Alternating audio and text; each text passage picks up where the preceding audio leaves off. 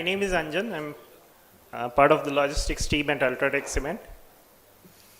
And it is my pleasure to welcome you to this exciting panel discussion on a subject that is evolving on a daily basis, right? For all of us, we read every day. Even today, we had a interesting article about how Intel is losing ground with NVIDIA because Intel did not invest in the AI-powered revolution. So every day we hear some of the other news. And it is not just shaping or redefining supply chains, it is also shaping the way businesses are designed, okay?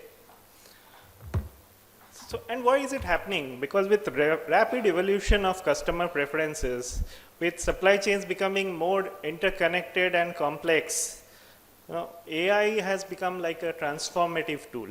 And we are taking the help in solving problems which could be related to demand forecasting, which could be related to procurement, as the earlier panel was sharing beautiful examples, and it could be related to inventory management, and you name it all. So we are fortunate to have with us an esteemed panel of experts, okay, and we will hear from them. One of the things that also we want to talk about is how do we keep ethics and governance? The way of doing labeling in India has been, you get the product in, there are people, you put it on the tables and you start labeling process. Now you can integrate it with robotics, you can integrate it with robotic arms, feed data into the system that these are the shipments that are coming in. And typically what happens in healthcare, because the products are very different, the dimensions of each of those boxes is very different. Once you feed that data in, the robotic arms do all of that themselves. You don't need to tell them which product is coming in. You can put a box which has all these shapes and sizes. The data is the box is being picked up by those arms and labeling is happening basis the shape and size. Because each label is also different. A smaller, this glass will have a different label than a glass which is here because that's the requirement for a product. That is the level of autonomous labeling that has reached along with robotics. And if you can feed information, right now the way what we have seen, at least in healthcare, is that it is individual. I mean, you put only these bottles in one box and it will label. But the future that we have been seeing now, at least it's happening in countries beyond India, at least in Singapore, whatever we have seen, we're trying to bring that technology in India, is how do you do this for multiple products? But because when shipments come into India, they do not come only for one product. There will be 5 different kinds of shipment, 5 different kinds of SKUs, different shapes and sizes. We need that kind of autonomous robotic requirements, which can probably be done much better and faster because it runs 24/7 by putting AI information into the tool and then making it run. So that's one of the use cases in manufacturing or even in warehousing. I mean, I'm talking more warehousing, but the same thing can be done in manufacturing because manufacturing is running multiple lines. They can use this tool at the end. Right now, the labeling the way the labeling happens on the lines is each production line at the end is when the label happens. But you don't need to do that there. You can consolidate and then run it. So there are ways to leverage this technology for manufacturing or warehousing. Okay, thanks Ashutosh. So I'll just cite an example of how we are planning to use AI in logistics. It's not fully functional yet. So I come from the cement industry. And in cement logistics, one of the biggest challenges is defining the unloading location, especially for the deliveries to the dealers, because the order is booked in the name of the dealer, but the delivery location is to multiple retailers. So we are partnering with our GPS service providers to use past data and as well as location of the retailers, as well as the construction activities which are taking place in a particular location, and trying to triangulate the exact unloading location. The business perspective to this is the entire transportation payment is basis the distance traveled by the vehicle. So that's the whole business proposition in which we are looking to use AI for defining the right unloading location. So we heard about demand, we heard about a little bit about warehousing, manufacturing, logistics. I shared an example. So Anirban, let me ask you a different question. How can AI enable collaboration across the supply chain ecosystem?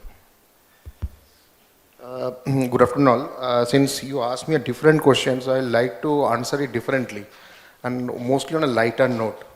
So when this topic given to me by a business world management team, it was not very regular topic for me. I'd love to talk on customer service, supply chain, last mile delivery, AI, which is not a regular topic. So I had two choices. I prepare myself with a lot of study and I come back. Or I thought that okay, let's come back here and it's the fifth session. Already fourth session will be there, so let's gather from fellow, because there are 1,000 odd years sitting here in this room. So and if you recollect the movie Jolly LLB, the last scene, ये लोग कौन होते हैं ये लोग? So I thought to put that question, क्या होता है ये AI? So then I picked a few words from this room only. AI is psychology. We want to be ahead of AI as a professional. AI make job cut. No, it will not. Quality will increase, so quantity is not going to decrease. My AI versus your AI. There is a relationship between AI, IQ and EQ. And then I picked up over here what if analysis. So to be very honest, I think AI as a subject are in a very premature stage. And we all are learning. So this learning curve we are into.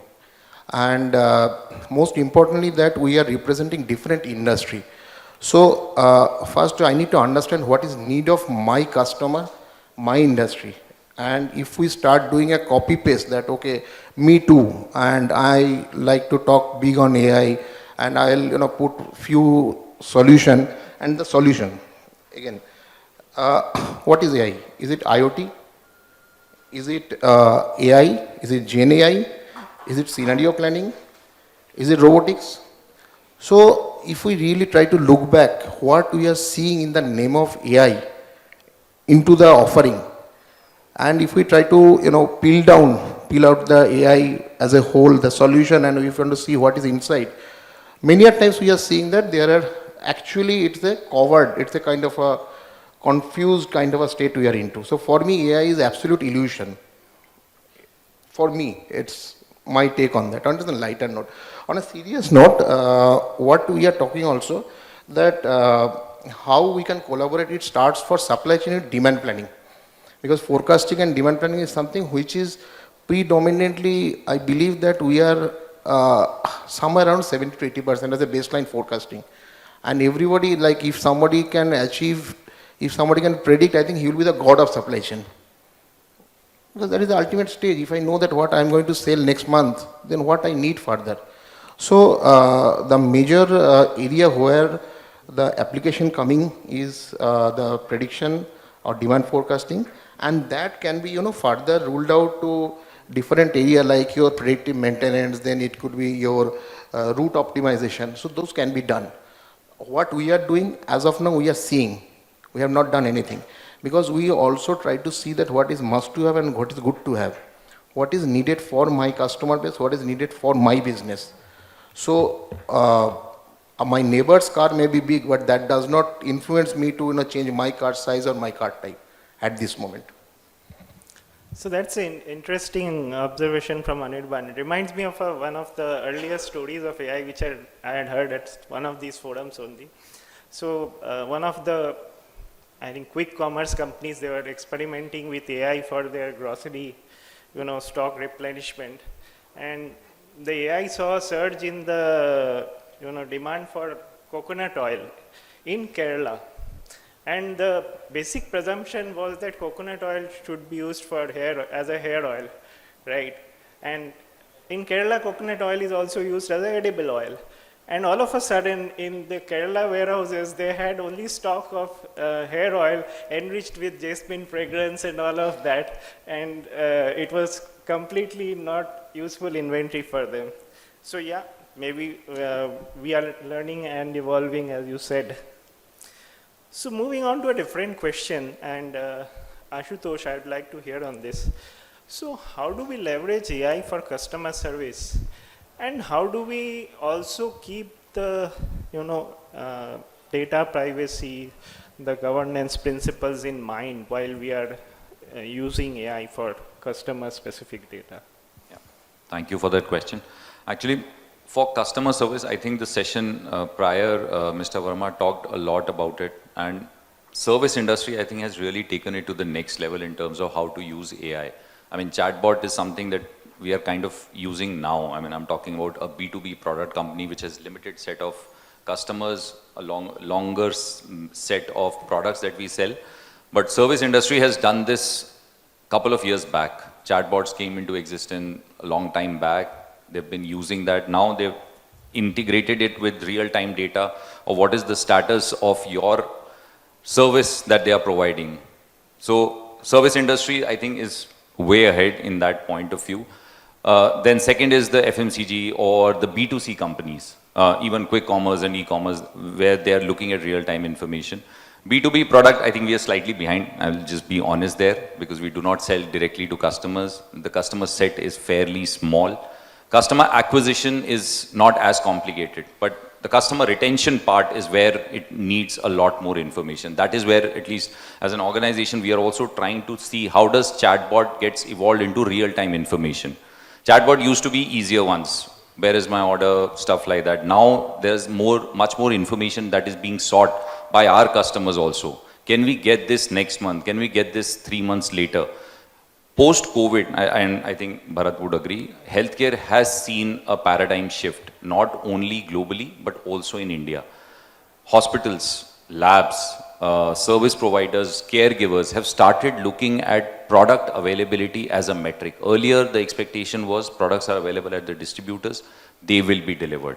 Post-COVID, because we realized what happened during those year and a half, now they have also started thinking about how do we manage future? What are the kind of things that can come in? Dengue was happening across the country. I mean, most of you would be knowing about it. We had orders pre-dengue 3 months out that we need these products, which typically has never happened previous. I'm talking pre-COVID era. Dengue will happen, hospitals will start ordering, distributor will start ordering, and there will be a bullwhip effect. Now it doesn't happen like this. Now people start preparing pre-monsoon if something like dengue has to happen. So that is, I mean, it's actually still human intelligence. It's not reached artificial intelligence, but even our customers, B2B customers, have started at least started looking into it. They might not have invested as much, but they've started looking into it that if something happens, if monsoon is at certain level, at certain percentage, what will be the impact of dengue that will happen in, let's say, north of India and east of India. So that is something that is happening a lot. The other part on ethics about usage of AI, a lot of this information that we use for predicting models, in a lot of these cases, we also use customer, and our customers happen to be patients in some cases where we are directly dealing with them. So that is where we do not use the full power of AI across the full bandwidth of supply chain. We are just picking and choosing where we can restrict information, because patient data is critical and confidential. So we do not want to use that across the board. So we are being very picky, very choosy as an organization also to see only some parts where we can use, where we are not disclosing information. Because that is something that everybody who is using AI and sharing information about their customers has to be careful about. And I think that will be across healthcare as a sector would definitely be looking at it in much more rigorous way as compared to some of the other industries and sectors. Just to add on Ashutosh, I completely agree that B2B customer acquisition and B2B customer interfaces are totally different from B2C. But yes, the response time by using simple chatbot, by sharing some information which is related to a particular customer, gives a wow factor. A simple example, you all have Android phones or iOS phones. You all have some app of quick commerce, whether it's Zomato, whether it's Amazon, Flipkart, any application, okay? And you are just seeing your order, each phase of your order. Now it's picked, now it's packed, now it's dispatched, now it's on the way. Although it's taking as much time as it is taking before. For example, from Delhi to Jaipur, it's taking 4 days. Today also it's taking 3-4 days. But every day or every regular frequency you are getting an update. So there is something कि दिल है यार पता है कि आएगा आएगा. So it's something that you are sharing information with your customer, and that's quite important in retaining those. And not only that, when it comes to the data gathering, so if you have a huge customer base of lakhs of customers, so everybody is giving you certain feedback, this, that. So you need to bucketing those feedbacks, and that's more important because you cannot read lakhs and lakhs of lines. So this will be done by simple rules, simple mechanism, and then it comes out to where you need to work.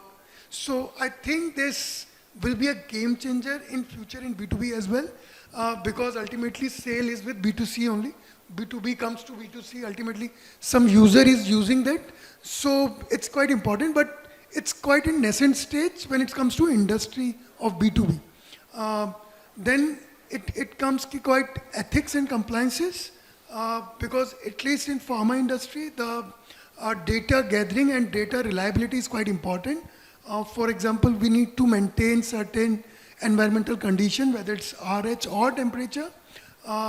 Previously, we used to have somebody is taking on log sheet, and then on a regular frequency, regular interval, they are writing those. Now it's simple, you can use a data logger. More advanced, you can have accessibility remotely of that data logger as well. So these small things you can do by simple installing IoT devices in manufacturing, where you can have a predictive maintenance of your turbines, motor, whatever you want. So these are the things where you can take help of AI. It doesn't mean, sir, where if a person is saying that कि मेरा job चला जाएगा. Obviously that's not, because the scale is quite important. We are a growing economy. For example, when computers came in 2000, prior to 2000, then in banks, everybody said that kabhi to banko ki naukri jayega and all. And I don't see it till from there, when I was in 6th, 5th standard, until now, that anybody's job is getting eroded because of computers only. Because then the reach of then bank at that time is only 18-20%. Now the bank reach is 80%, 70% of the population. So you are increasing with a massive scale. Still India is taking its maximum growth. Still, I think another 1 decade or 2 decades where there can be then, just like Western worlds, then you have a saturation of things. So it's a long way to go, and we need to enable these small things to have a bigger result later. Okay, thanks for that. So, Anirban, one question which comes to mind is that, like the earlier panel we are hearing digitalization, and then AI. So how do organizations build their readiness to adopt the different levels of solutions? Not just AI, but even the digital solutions that are. So basically this is again back to the basic. So it is a project management tools, project management style need to adopt. That first to set the goal and objective, that what we want to achieve. Second is a very important the source data, because it is absolutely, still you have to believe that it is garbage in, garbage out. If my source data, my master data is not correct or clean, so I'll end up with my output which is supposed to be wrong. I cannot have a wrong data input and right data. I don't think that any tool or AI has that capability. Third thing is that educating the people, because I may have a Ferrari, I may have a private jet, but I need a certain set of people who are skilled enough to fly that. You may invest, but the people who is going to run, you have to ensure that change management happens in a way where everybody can see the benefit. Because I only act when I see the benefit into that. I don't care what benefit you are going to get. The fact remains that what benefit I am going to get became my biggest stimuli for me to work. And most importantly, one thing I need to add on this element, and last time when ENI representative were there, they are talking about the US cases, enlight us to take the solution. I think I have a different opinion. wherever solutions we are going for, or we have already paid, or we have adopted, we are looking for what is the success rate in India. Because what solution working in US does not mean that can work in India. Because India of its own has its own dynamics. So I don't care how good or how bad it is in Europe or US, with all due respect.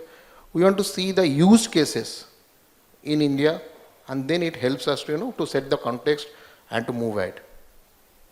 So I think thanks Anirban for that. So I think with that we open it to the audience for questions.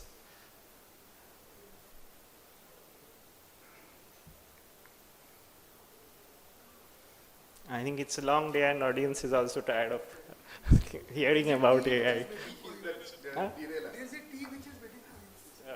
So there's a tea which is waiting outside, obviously, but that you can anyway bring it in. So we conclude this panel discussion. So I thank all my panelists, for joining me here, and thank you all for being a wonderful audience.